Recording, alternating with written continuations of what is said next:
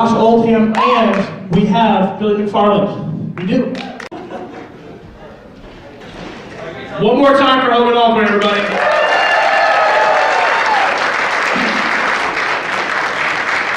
I told you it was funny. I don't lie. I told you. Okay, up next, we've got Adam Wolf. Adam Wolf is literally one of the funniest men I've ever met. You'll be rolling around the floor, laughing your asses off the whole time. Everybody, give a warm welcome to Adam Wolf.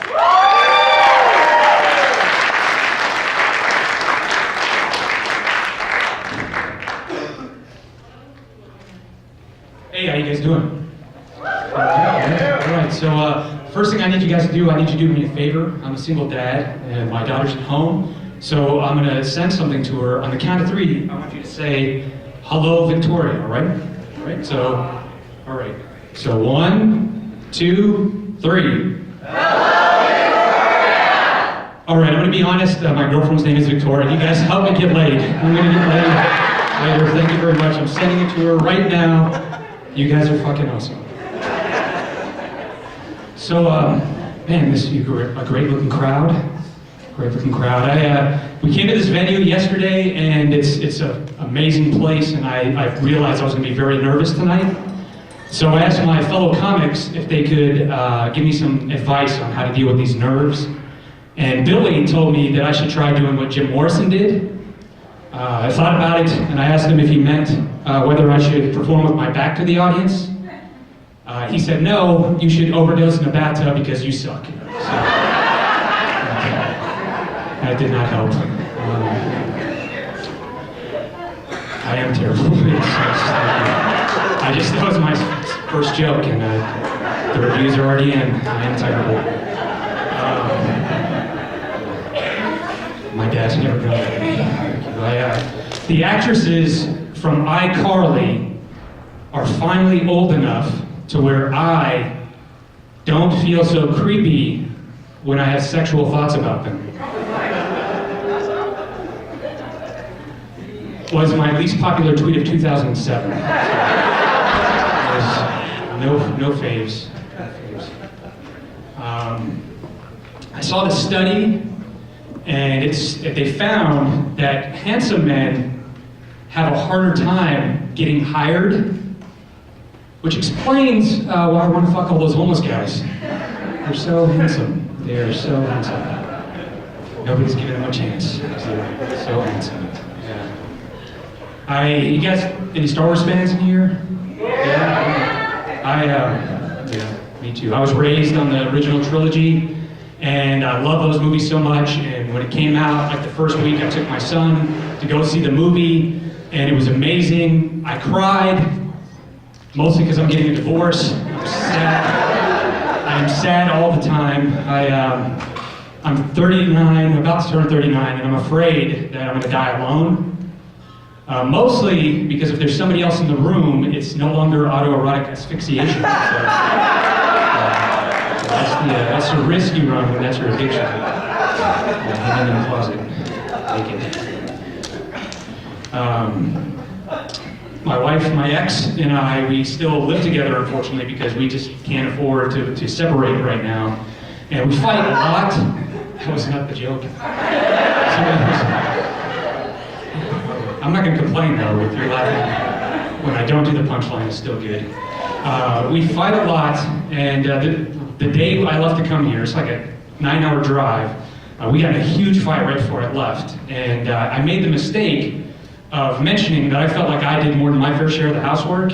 You married guys know that did not go over well. I felt awful, because the kid was home, never want to fight in front of my kid, but also she has this condition.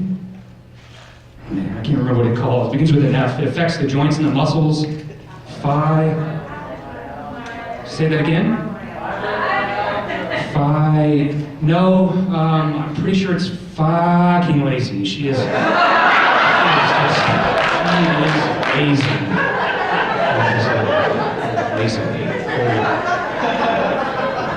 This is very, very lazy. We try to make things work. It's been going on for a long time. We tried to make things work. We went to therapy. Anybody done couple counseling? Anybody? No? Everybody's happily married? All right, yeah. It doesn't work, does it? It's done. Well, you're still with your, or is it previous? I'm sorry. No, it's too much. Let's not have a discussion. It did not work for me. Sorry, man. Sorry. The counselor made us do really dumb stuff, like trust exercises. Anybody know what trust exercises are? So for those of you who don't know, I'll give you an example. So that I would stand like in the middle of the room and I would close my eyes and then I would cross my arms over my chest. Then I would slowly fall backwards and then she would go bang other dudes. So that's the marriage. It's not working. It's been about 6 or 7 months, so I decided what I needed to do was try to move on. So I decided I was going to start dating again. So far, it hasn't worked out. The only thing it's done is triple the number of women who want nothing to do with me. I'm the worst. I can ruin even the surest thing. I'm the Wilt Chamberlain of not getting laid. I saw some older people in here, so I'm going to let you do good. I am dating somebody. We've been dating for a few weeks now. She told me a couple of days ago that we need to slow things down. We need to pump the brakes. I agreed with her, and I'm also glad that I kept the receipt for that engagement ring, because that would have been embarrassing. That would have been embarrassing. Target has a very liberal return policy. So glad I kept that receipt. Andre the Giant's wife was probably not a very big fan of fisting. Some really huge hands, really big hands. We have any vets? I saw a combat vet here. Any vets? Everybody who's a vet, make some noise. Yeah. Let's make some applause for the vets. Yeah. I myself, I'm a veteran. I served in the Army for a few years. I went to Iraq. I'm not trying to brag here. You Army guys are going to understand this. I'm not trying to brag here. When we got back after our year in Iraq, I was awarded the Army Commendation Medal, which is the highest honor a soldier can receive for going the whole year in Iraq without getting caught masturbating in their sleeping bag. You guys know that's not easy. You veterans know.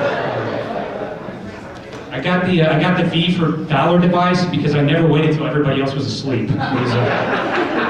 Those were some crazy times, people. Crazy times. I was not combat arms. I repaired stuff, electronics. But there's no front lines in Iraq, so I did see some crazy, horrible, terrible stuff. I'm going to keep this not too graphic, but the worst thing I ever saw, I was on the base, just doing my day-to-day job, and I was standing there. Next thing I know, I'm watching a bootleg DVD copy of Bring Down the House starring Steve Martin and Queen Latifah. That is a terrible movie, people. That is a terrible movie. I still wake up sometimes in cold sweats thinking about that horrible, horrible movie. I'm no longer in the Army, and it's not because I'm not a patriot. It's not that I don't love my country, but I love my country. But I love it the same way I love my kids. So, for 4 or 5 good years, and then I'm gone. It's a little bit too much. It was too much. Are there any nudie bars here in Neosho? Nudie bars?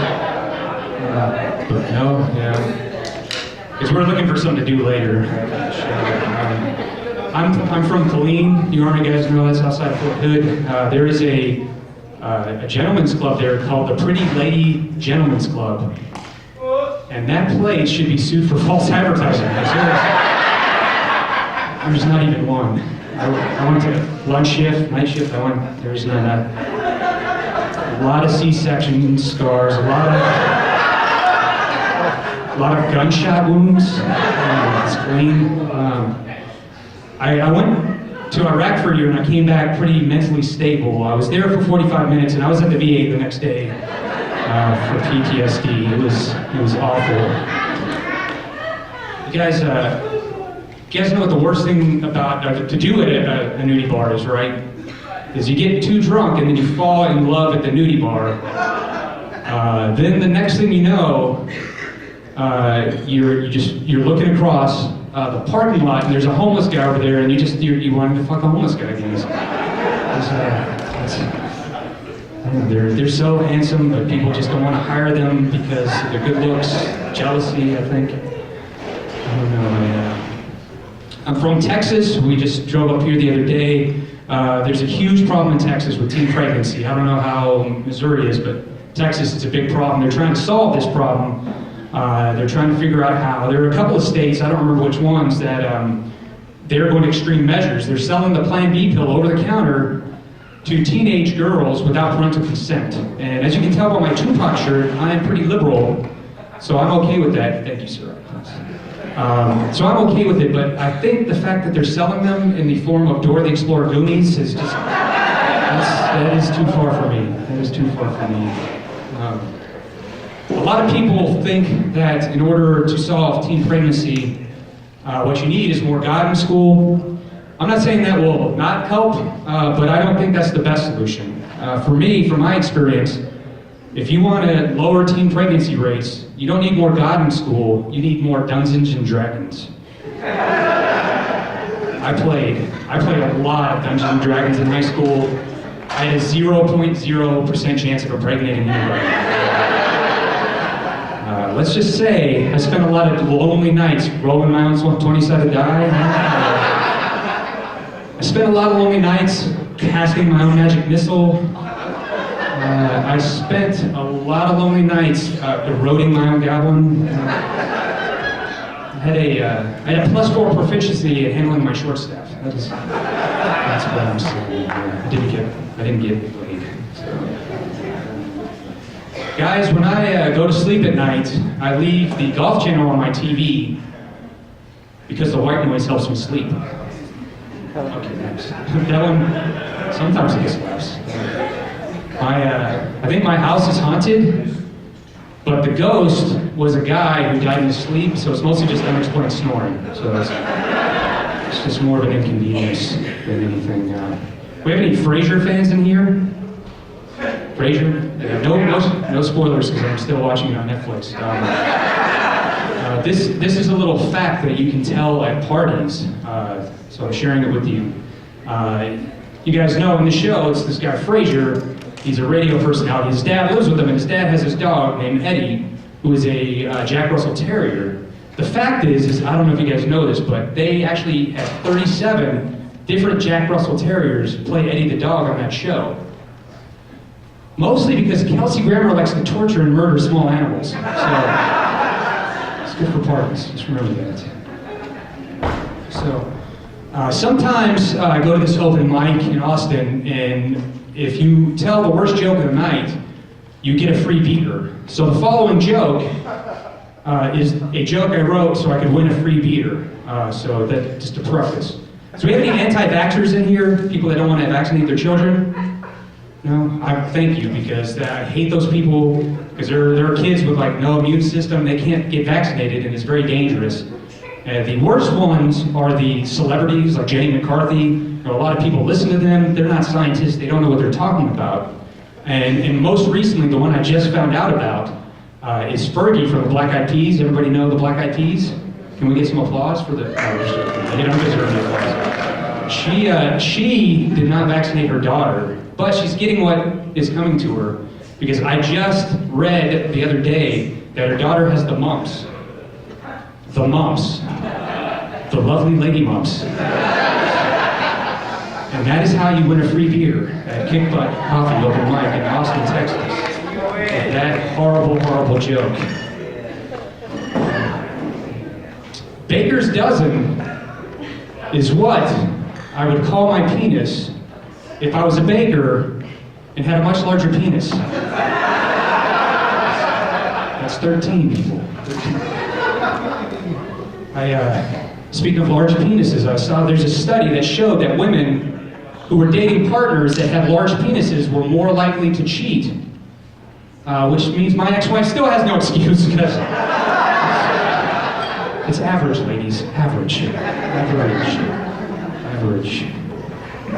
So this joke was probably the most touchy joke of the night. I know you guys have sat through a lot of awful, horrible jokes tonight during my set. But I feel we have a bond now, especially you, sir. We have a bond for, in my opinion, interracial adoption is the hardest interracial thing for me to masturbate to. Lord knows I've tried. I really don't. How do you even do that? How do you masturbate to adoption? So you guys are laughing at my really bad stuff, so I'm going to keep going. This one sometimes doesn't get laughs, but I'm going to try it anyways. Native American necrophiliacs always use every part of the body. That's like because they use the buffalo, the whole. It doesn't always get laughs. So Hogan was talking about dating websites, and he was talking about how there's dating websites for everybody. And I realized after I wrote that joke that there are no dating websites at all for necrophiliacs. I looked. Unless you count online obituaries. I guess that counts. It's close enough. And they're free. They're free. Oh. I have a buddy, and he's an alcoholic. But to make matters worse, he's an amputee, a double amputee, he has no legs. So 12-step programs have not worked for him. Poor guy. He's a veteran, and you guys are laughing at his very sad people. I have another friend who's dyslexic, and he asked me if I wanted to try LSD, and now I'm a Mormon.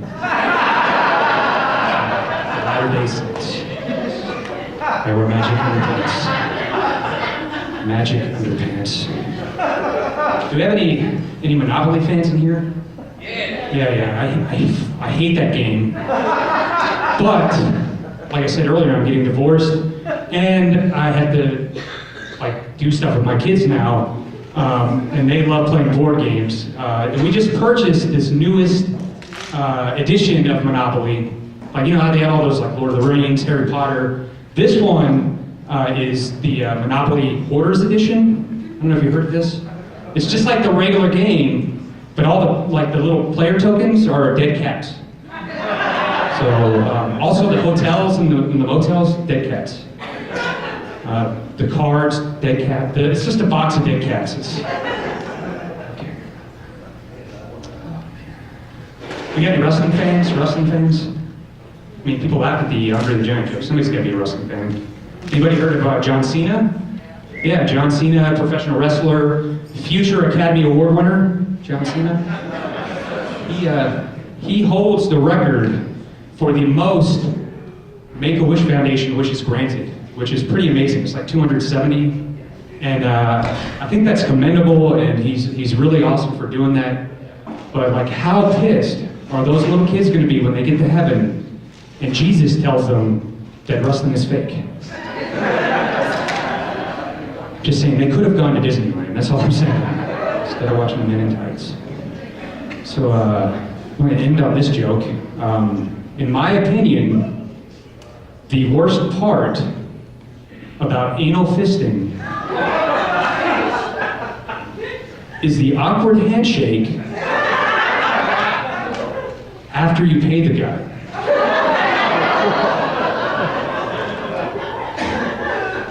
Just kidding. I love everything about anal fisting. The joke is on you guys. All right. My grandmother once told me to leave him on an anal fisting joke. My name is Adam Wolf. You guys have been a great crowd. Let's give it up for your host, John